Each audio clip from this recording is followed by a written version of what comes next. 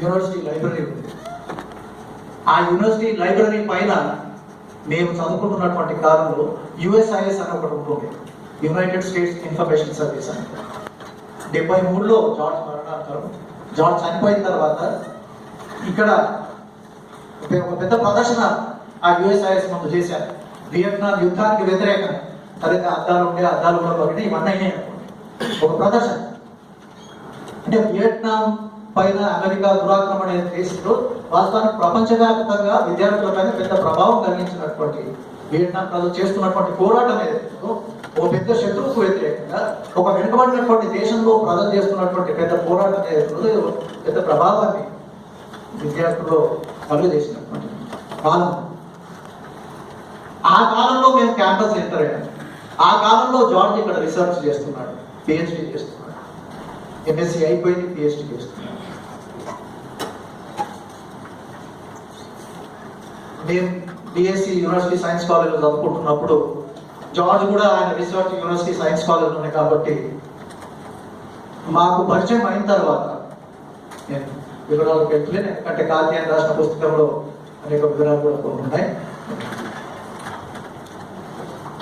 మాకు జాబ్తో పరిచయం ఏర్పడ్డ తర్వాత ఈ యూనివర్సిటీలో ఉన్నటువంటి సైన్స్ కాలేజ్ దగ్గర ఉన్నటువంటి మా మిత్రుడు దానికి పేరే పెట్టాడు, బండా క్యాంటీన్ అని. ఎందుకంటే ఒక బండ కింద ఒక క్యాంటీన్ ఉంటుంది కాబట్టి బండ పక్కకు దాని పేరు బండా క్యాంటీన్ అనేటువంటి పేరు పెట్టేశాడు. అక్కడ అది ఒక అడ్డ. జార్జ్ తన సహచరులు మధ్యాహ్నం పూట కానీ లేదా ఫ్రీ టైం ఉన్నప్పుడు కూర్చొని అనేక విషయాలపైన చర్చలు జరుపుకుంటున్నటువంటి అడ్డ ఏంటంటే ఆ బండా క్యాంటీన్. ఒక చిన్న క్యాంటీన్ ఉండేది ఆ సైన్స్ కాలేజ్ దగ్గర. దాని పక్కకు ఒక రాయి ఉండేది, పెద్ద చెట్టు ఉండేది. ఆ చెట్టు నీడ కింద కూర్చొని అనేక మంది ఆయన చుట్టూ జమ అయ్యేవాడు. ఆయన అనేక విషయాలు మాట్లాడేవాడు. అనేక ప్రశ్నలు మనకుంటే అడిగితే ఆయన అనేక విషయాలపైన జవాబు చెప్పేవాడు. ఒక విషయం, ఏదున్నా స్టూడెంట్స్గా, పర్టికులర్లీ మేము సైన్స్ కాలేజ్ స్టూడెంట్స్గా సైంటిఫిక్ టెంపర్మెంట్ పెంచుకోవాలనేటువంటి ఒక చర్చ పదే పదే జరిగేది. సైన్స్ స్టూడెంట్స్గా ఉన్నప్పటికీ కూడా అనేక భావాలు ఉండొచ్చు సైన్స్కి వ్యతిరేకమైన. సైంటిఫిక్ టెంపర్మెంట్ బిల్డ్ చేసుకోవాలి, ఒక క్రిటికల్ అవేర్నెస్ని బిల్డ్ చేసుకోవాలనేటువంటి పద్ధతుల్లో ఒక రకంగా మార్క్సిస్ట్ ఫిలాసఫీ ఏదైతున్నదో, గతితర్కిక భౌతికవాదం ఏదైతున్నదో అటువంటి సబ్జెక్టుల పైన కూడా జాబ్ చేసేవారు. మాలాంటి వాళ్లకు మేము ఒక స్టడీ సర్కిల్గా ఏర్పడి ఒక 6-7 మంది ఒక స్టడీ యూనిట్గా మాకు ఉండే. జార్జ్ వాస్తవానికి ఆయన చనిపోయినటువంటి రోజు శుక్రవారం, జ్ఞాపకం ఉంది, శుక్రవారం. ఆ శుక్రవారం రోజు మా స్టడీ సర్కిల్ జరగాల్సింది. ఇంజనీరింగ్ కాలేజ్ ఎలక్షన్స్ మూలంగా అది వాయిదా పడింది. మా స్టడీ సర్కిల్లో ఆయన చెప్పినటువంటి సబ్జెక్ట్ ఏంటంటే, మా అధ్యయన వేదిక ఒకటి ఏర్పాటు చేసుకొని దాంట్లో ఆయన మేము డిస్కస్ చేసుకున్నటువంటి సబ్జెక్ట్ అది ఏంటి అంటే, ఆ డిస్కషన్కి ఆయన ఇనిషియేట్ చేస్తున్నటువంటి సబ్జెక్ట్ ఏంటంటే సామ్రాజ్యం. బహుశా మీరు అందరూ వినే ఉండొచ్చు, లెనిన్ రాసినటువంటి imperialism the highest stage of capitalism, పెట్టుబడిదారీ వ్యవస్థలో అత్యున్నత దశ సామ్రాజ్యవాదం అనేటువంటి పుస్తకం ఏదైతే లెనిన్ రాశారో దాన్ని మేము కలిసి చదువుతున్నాం. జార్జే ఆ డిస్కషన్ ఇనిషియేట్ చేసేవాడు. నాకు అర్థం కాకపోతే అర్థం చేయించేవాడు. సామ్రాజ్యవాదం అంటే ఏంటి, మొనోపొలీ క్యాపిటలిజం అంటే ఏంటి అనే అనేక విషయాలపైన మా స్టడీ సర్కిల్ దానిపై జరిగింది. సరే, ఆ పుస్తకాన్ని నేను పూర్తి చేయలేకపోయినా ఈలోగా జాబ్ని హత్య చేయడం జరిగింది. ఇటువంటి అంశాలపై డైలెక్టికల్ మెటీరియలిజము, మెటీరియలిస్ట్ ఫిలాసఫీ, ఇంపీరియలిజము అంటే ఒక పక్క ఫిలాసఫీ సబ్జెక్ట్, ఇంకో పక్క ఎకనామిక్స్, ఇటువంటి అనేక విషయాలపైన జార్జ్ చర్చలు చేసేవాడు. ఒక రకంగా అనేక ప్రశ్నలు వేసేవాడు. దేని మూలంగా అయితే కొంత మా జ్ఞానం పెరిగేది, ఒక అడుగు కొంత చైతన్యం ముందుపోయింది అనేటువంటి భావన కూడా మాకు ఏర్పడింది. ఒక విషయం తెలియనటువంటి విషయం, అయ్యో ఈ రోజు కూర్చొని స్టడీ సర్కిల్లో మాట్లాడుకుంటున్నటువంటి క్రమంలో మాకు తెలిసింది అనేటువంటి పద్ధతిలో ఆలోచన అటువంటి భావన ఏర్పడేది. అంటే ఒక రకంగా చెప్పాలంటే మన రాజకీయ అవగాహన ఒక తాత్విక, నేను సూటిగా చెప్పాలంటే బహుశా ఎవరైనా అడిగితే జార్జ్ నుంచి మీరు ఏం నేర్చుకున్నారంటే నేను మొదట చెప్పదలుచుకున్నది ఏంటంటే ఒక ఫిలసాఫికల్ అవుట్లుక్ నేర్చుకున్నాము అంటున్నాను. ఒక ఐడియాలజీ అనేటువంటి పునాది ఏదైతుందో మార్క్సిస్ట్ ఐడియాలజీ అనేటువంటి పునాది ఏదైతుందో అది ఒక రకంగా అదొక పునాది అయిపోయింది ప్రతి విషయాన్ని పరిశీలించడానికి, విశ్లేషించడానికి. అది చదవడం అధ్యయనం చేయడం మొదలుపెట్టాను. నేను అనుకుంటా జార్జ్ నుంచి నేను నేర్చుకున్నది ఈ ఒక ఫిలాసాఫికల్ అవుట్లుక్ ప్రతి వ్యక్తికి ఉంటుంది. అది యాదృచ్ఛికంగా ఉండొచ్చు, కొందరికి ఆర్గనైజ్గా ఉంటుంది. అంటే ఈ రకమైనటువంటి ఒక ప్రాపంచిక దృక్పథం అంటేనే ఆ ప్రాపంచిక దృక్పథం నేర్చుకోవడానికి మాలాంటి వాళ్ళు చాలా తోడ్పడతారు, చాలా సహాయపడతారు. బహుశా ఆయన మూలంగా నేనేమో ఇప్పటికీ ఆ ప్రాపంచిక దృక్పథం బలంగా పేర్కొని పోయి ఇంకా అర్థం చేసుకోవాల్సినటువంటి అనేక విషయాలు ఉన్నాయి. జార్జ్ ఆయన సైన్స్ స్టూడెంట్ కాబట్టి, అందులో ఫిజిక్స్ లో గోల్డ్ మెడలిస్ట్ కాబట్టి ఫిజిక్స్ ని కూడా చర్చించేవాడు. సైన్స్ ఫిలాసఫీని లింక్ చేసి మాట్లాడేటువంటి సందర్భాలు కూడా అనేకం ఉన్నాయి. హయ్యర్ మ్యాథమెటిక్స్ గురించి మాట్లాడేవాడు, న్యూక్లియర్ ఫిజిక్స్ గురించి మాట్లాడేవాడు, హైజెన్బర్గ్ ప్రిన్సిపల్ ఏంటి అనేటువంటి విషయం చెప్పేవాడు. అనేక విషయాలు సైన్స్ ఫిలాసఫీకి సంబంధించినటువంటి విషయాలు పరస్పరంగా లింక్ అయ్యి చర్చలు జరిగేవి. వాటి మూలంగా కొంత జ్ఞానం పెరిగింది.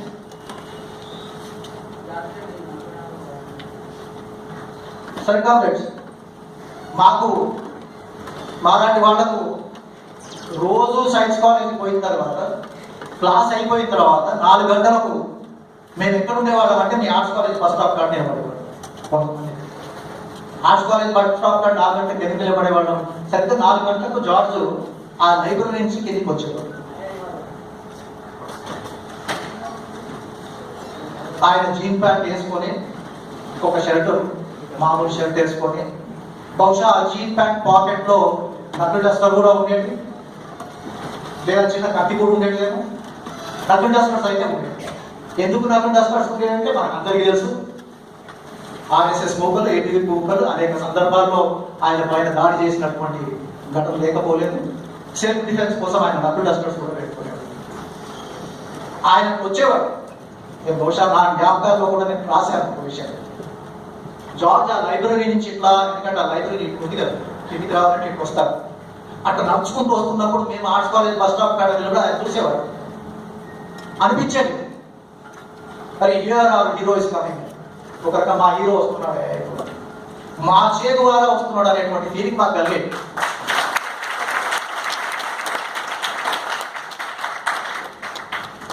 ఆయన వచ్చిన తర్వాత మాకు కూడా ఏంటంటే ఏ రకమైనటువంటి భయం ఉండకపోయింది. అరే George is there nothing to worry about any fellow. George అనేవాడు, ఎందుకంటే ఆయన ఇంకోసం ఆయనని కాదే అని చెప్పి ఆయన మిత్రులు రకరకాల కారణాల చేత ఆయన ఇష్టపడ్డారు. కొందరికి రాజకీయ సిద్ధాంత కారణాలు ఉండొచ్చు, కొందరు పర్సనల్ కారణాలు ఉండొచ్చు, కానీ అందరూ కూడా జార్జ్ని తలుచుకొని చాలా బాధపడేవారు. ఇంటర్వ్యూలు చేసినటువంటి వాళ్ళు చెప్తారు, చూశాను. కారణాలు ఏమైనా కావచ్చు. జార్జ్ ఫిజిక్స్ లో గోల్డ్ మెడలిస్ట్ సంపాదించినటువంటి వ్యక్తి, అకాడమిక్ గా చాలా బ్రిలియంట్గా ఉన్నటువంటి వ్యక్తి. నేను సైన్స్ కాలేజ్లో మాట్లాడుకునేవాడు. నేను బహుశా అది రాసినప్పుడు కొన్ని విషయాలు మర్చిపోయాను, ఈ సందర్భంగా జ్ఞాపకం వస్తుంది. ఫిజిక్స్ డిపార్ట్మెంట్ లో ఒక ప్రొఫెసర్ ఉండేవాడు. ఆయన చాలా కొట్టారు. ఆయన యూనిట్ వెక్టర్ అని పిలిచారు. అంటే యూనిట్ వెక్టర్ మ్యాథమెటిక్స్ లో వెక్టర్ అంటే చాలా చిన్న సైజ్, డింగుమతి అని. ఆయన ప్రొఫెసర్. జార్జ్ ఏమో అప్పుడు రీసెర్చ్ స్కాలర్ కాబట్టి ఆయన కింద పనిచేసేవాడు. బట్ ఈ ప్రొఫెసర్ కూడా భయపడేవాడు, జార్జ్ ముందు మాట్లాడడానికి భయపడేవాడు. ఎంత రీసెర్చ్ చేసేవాడు, అక్కడ ఆ యూనివర్సిటీ నుంచి స్టాన్ఫోర్డ్ యూనివర్సిటీ, అక్కడి నుంచి పేపర్ తెచ్చేదో ఓటర్ కొట్టేటోడు. బట్ జార్జ్ ప్రశ్నించేవాడు. అందుకోసమే ఒకటి అనుకునేది ఆ కాలంలో, జార్జ్ రీసెర్చ్ స్కాలర్ గా ఆయన క్లాస్ ఎవరైనా సీనియర్ ప్రొఫెసర్ వచ్చి చెప్పాలన్నా కూడా ఒక రకంగా ఆలోచించి మాట్లాడేటువంటి పరిస్థితి ఉండేది. అంటే జార్జ్కి ఆ సబ్జెక్ట్ పైన అంత పరిజ్ఞానం, అంత అధ్యయనం ఉన్నది అనేటువంటిది మనకు అర్థమవుతుంది. రెండోది, ఆయన గోల్డ్ మెడలిస్ట్, అకాడమిక్ బ్రిలియన్స్ ఉన్నది. మరి మరోవైపు George was also boxing champion. యూనివర్సిటీలో ఒక జిమ్నేషియం ఉన్నది, ఇప్పటికీ ఉన్నది అనుకుంటా జిమ్. ఆ జిమ్ లో అనేక మందికి బాక్సింగ్ నేర్పించేవాడు జార్జ్. ఆయన university boxing champion. He was a gold medalist in physics and he was also a boxing champion in the university. ఒక మాట అనేవాడు, మా మిత్రులు కొందరు అంటూ ఉంటారు, బాక్సింగ్ చేసినప్పుడు కూడా జార్జ్ మాట్లాడే మాట ఏంటంటే, అరే సైంటిఫిక్ బాక్సింగ్ కన్నా భయ, even boxing should be use scientifically, boxing should be fought scientifically అనే పద్ధతిలో మాట్లాడాడు. అంటే ప్రతిదీ ఒక సైంటిఫిక్ టెంపర్మెంట్ పెరగాలి అనేటువంటి సైంటిఫిక్ కోడ్ నుంచి ఆలోచించేటువంటి వ్యక్తి జాబ్లో మనం చూస్తాం. సరే కామ్రేడ్స్, సరే ఇంకా అనేక జ్ఞాపకాలు ఉండొచ్చు, కానీ నేను ఒక విషయం చెప్పి దీన్ని ముగిస్తాను. ఈరోజు 44 సంవత్సరాల క్రితం జ్ఞాపకాలు కూడా రాసుకున్నది. వాస్తవానికి మేమందరం కూడా, మేము కొంతమంది మిత్రులు ఎక్కడో ఉన్నాం, ఈ వర్గత్వర వైఎన్సీ దగ్గర ఎక్కడో ఉన్నాం. మేము ఒక మిత్రుడు వచ్చి మాకు చెప్పాడు, జార్జ్ సాయంత్రం 5:30-6 గంటలకు అనుకుంటాను, జార్జ్ ఈజ్ నో మోర్, జార్జ్ని చంపేశారు అనేటువంటి విషయం నేను ఒక 2 మిత్రులు వైఎన్సీ దగ్గర ఉన్నప్పుడు ఒక మిత్రుడు పరిగెత్తుకుంటూ వచ్చి చెప్పాడు. నేను నమ్మలే వాస్తవాన్ని, జార్జ్ని అంటే ఎట్లా చంపుతాను, జార్జ్ని అంత సులభంగా చంపగలుగుతారా? ఎందుకంటే 2 నెలల క్రితమే, అంటే 72 ఫిబ్రవరి 24వ తారీఖు నాడు ఇక్కడనే మీ విద్యానగర్ బ్రిడ్జ్ ఉంది, ఈ బ్రిడ్జ్ ఎన్సీసీ బ్రిడ్జ్ దగ్గరే సైకిల్ మీద వస్తుంటే కొంతమంది దాడి చేశారు. ఆయన పైన దాడి చేసి ఒక్కడే విప్పు కొట్టాడు, గాయాలయ్యాయి, విప్పు మీద అంతా కోట్లేదు, ఒక్కడే ఎదిరించాడు. అనేక సందర్భాల్లో ఒకడే ఎదిరించాడు, అందరి విషయాలు. అది మాకేమనుకుంటే జార్జ్ కెనాట్ డై, అంటే ఆ రకమైనటువంటి ఒక ఇమోషనల్ ఫీలింగ్ ఉండేది. జార్జ్ అంత సులభంగా చంపగలుగుతారా? 10 మందిని ఎదిరించినటువంటి ఒక ఆయన అంత సులభంగా ఎట్లా చంపుతారబ్బా అనేటువంటి పద్ధతిలో మేము ఆలోచించిన ఎప్పుడైతే వాడికి వచ్చిందో జార్జ్ చంపేశారని మేము ముఖ్యంగా అందరం ఒక దగ్గరికి వెళ్ళాం. హిమాయత్ నగర్ లో ఒక మిత్రుడు ఉండేవాడు, ఆయన ఇప్పుడు పెద్ద డాక్టర్ పొజిషన్లో, శ్రీనాథ్ రెడ్డి అని cardiologist, KG Rangath Reddy union level తీసుకుని ఆయన దగ్గరికి వెళ్ళాను. ఏంటి వార్త కరెక్ట్ అంటే అప్పుడే కరపత్రాన్ని పూర్తి చేస్తున్నాడు, జార్జ్ హత్య గురించి కరపత్రాన్ని పూర్తి చేస్తున్నాడు ఇంగ్లీష్లో ఆయన. అప్పుడు మేమంతా అప్పటికే ఆయన బాడీ సాయంత్రం కల్లా ఉస్మానియా యూనివర్సిటీ మార్చరీకి తీసుకుపోవడం జరిగింది. మేము ఆ మార్చరీకి వెళ్ళాము. అక్కడ అప్పటికే చాలా మంది విద్యార్థులు అక్కడ జమ కూడా అక్కడ పెద్ద పోలీస్కి అక్కడ జమ అయినటువంటి విద్యార్థుల మధ్యలో కాన్ఫ్రంటేషన్. అనేక మంది విద్యార్థులు, ఒక అసిస్టెంట్ కమిషనర్ ఆఫ్ పోలీస్ ఒక ప్యాజ్ని పీకేయడం జరిగింది.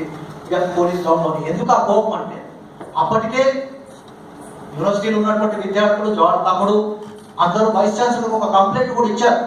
ఇంజనీరింగ్ కాలేజ్ ఎలక్షన్ సందర్భంగా బయట ఉన్నటువంటి కొంతమంది గుండాలు వచ్చి ఉన్నారు, మీరు చర్యలు తీసుకోవాలనేటువంటి కంప్లైంట్ కూడా ఇచ్చినప్పటికీ కూడా హత్య జరిగింది. హత్య కూడా పోలీసుల సమక్షంలో జరిగింది. అది ఎట్లా జరిగింది మీకు అందరికీ తెలుసు. పోలీసులు ఉన్నారు హాస్పిటల్ దగ్గర, ఈసీహెచ్ వాళ్ళు, గుండాలు తూలుపేట నుంచి ఏబడ్డటువంటి గుండాలు వాడు హత్య చేసి అందరూ పరదయ్యారు. అందుకోసం ఆ కోపం పోలీసులు ఉన్నప్పటికీ కూడా, కంప్లైంట్ వైస్ ఛాన్సలర్కి ఇచ్చినప్పటికీ కూడా ఏ రకమైనటువంటి చర్య తీసుకోలేదు అనేటువంటి పద్ధతిలో అక్కడ ఒక రకమైనటువంటి వాతావరణం. మరుసటి రోజు ఇక్కడ అడిగ్మెంట్ లో జార్జ్ ఇల్లు ఉంటుంటే అక్కడి నుంచి ఊరేగి దాదాపు ఒక 4000 మంది విద్యార్థులు జార్జ్ శవాన్ని వైఎన్సీ దగ్గర ఉన్నటువంటి సెమెటరీకి ఒక ఊరేగింపుగా బయలుదేరారు. నిజమే నాకు ఇప్పటికీ జ్ఞాపకం ఏంటంటే, ఆ జార్జ్ ఇంటి ముందు ఒక 4000 మంది అక్కడ జమ అయింది. దాంట్లో ప్రొఫెసర్లు కూడా వచ్చారు. విచిత్రం ఏంటంటే కాసు బ్రహ్మానంద రెడ్డి కూడా వచ్చారు, కాంగ్రెస్ నాయకులు, కాంగ్రెస్ వాళ్ళు కూడా వచ్చారు. ఎందుకంటే అప్పుడు కాంగ్రెస్ వాళ్ళంతా కూడా జార్జ్ని సొంతం చేసుకునేటువంటి ఒక ప్రయత్నం. ఒక రకంగా 4000 మంది ఆ ఇంటి నుంచి జార్జ్ శవాన్ని బయటికి తీసుకొచ్చినప్పుడు నిశ్శబ్దంగా అందరం ఒక రకంగా అసలు జార్జ్ అయినా సజీవంగా ఉండాల్సినటువంటి జార్జ్ చనిపోయాడండి అనేటువంటి పద్ధతిలో ఆలోచిస్తున్నటువంటి తరుణంలో ఆ నిశ్శబ్దాన్ని బద్దలు కొడుతూ ఎవరో ఒక కామ్రేడ్ జార్జ్ రెడ్డి అమర్ అని గట్టిగా స్లోగన్ ఇస్తే నేను అనుకుంటా బహుశా 4000 మందిలో ఎవరు కూడా ఇవ్వకుండా లేదు, అందరూ జార్జ్ రెడ్డి అమర్ అని అట్లా ఒక ఊరేగింపు ప్రారంభమైంది. ప్రారంభమై బర్కత్పుర పోతున్నప్పుడు అక్కడనే బర్కత్పుర బస్ స్టాప్ ఆపోజిట్ ఇప్పుడు మీకు ఆర్ఎస్ఎస్ యొక్క హెడ్ క్వార్టర్స్ ఉన్నది కేశవ నిలయం. చాలా మంది విద్యార్థులు బోర్డు ఎక్కారు. అప్పటికే పోలీసులు ఉన్నారు, పెద్ద పోలీస్ ఫోర్స్ ఉన్నది. ఒక ఏసీపీ అయితే రివాల్వర్ తీసి పట్టుకొని ఉన్నాడు. ఏదైనా అయితే ఫైరింగ్ కూడా చేయడానికి సిద్ధమైనప్పుడు శ్రీనాథ్ రెడ్డి ఆపాడు ఏసీపీని. ఒక వాతావరణం ఎప్పుడైనా కనిపిస్తే సంఘ నియంత్రణ అనేటువంటి పద్ధతిలో ఒక వాతావరణం. ఆ తర్వాత వైఎస్ఏ సిమెట్రీలో జార్జ్ని దహనం చేసిన తర్వాత కొంతమందికి కార్యాలయంలో పుస్తకం పేర్కొనే నాకు కూడా ఏంటంటే ఇంకా ఆ వాస్తవం సింక్ కాలే. కొన్ని వాస్తవాలు మనలో సింక్ కావడానికి కొంత టైం పడుతుంది. జార్జ్ చనిపోయాడనేటువంటి ఒక వాస్తవం సింక్ కావడానికి కూడా కొంత టైం పడుతుంది. నేను అందరం ఆ వాస్తవాన్ని కేసులో కూర్చొని మాట్లాడాను. మరి ఇప్పుడు ఏం చేయాలి అనేటువంటి ప్రశ్న ఎవరికి ఏం జవాబు లేదు. సంగతి ఏదో చూసుకోవాలనేటువంటిది వచ్చింది. అంటే ఎవరు చేసిందో సంగతి చూసుకోవాలి అనేటువంటి పద్ధతిలో చర్చలు అనేకం జరిగింది. చలికాలం ఈనాడు ఇక్కడ కూర్చొని మనం కొన్ని జ్ఞాపకాలు పంచుకుంటున్నామంటే 54 సంవత్సరాల తర్వాత జార్జ్ గురించి ఆలోచించుకుంటున్నామంటే జ్ఞాపకం చేసుకుంటున్నామంటే నేను అనుకుంటా అంటే ఈనాడు ఉన్నటువంటి ఒక నిర్దిష్ట రాజకీయ నేపథ్యం మనం దృష్టిలో ఉంచుకోవాల్సినటువంటి అవసరం ఉంది. నేను ఎక్కువ సమయం తీసుకోను.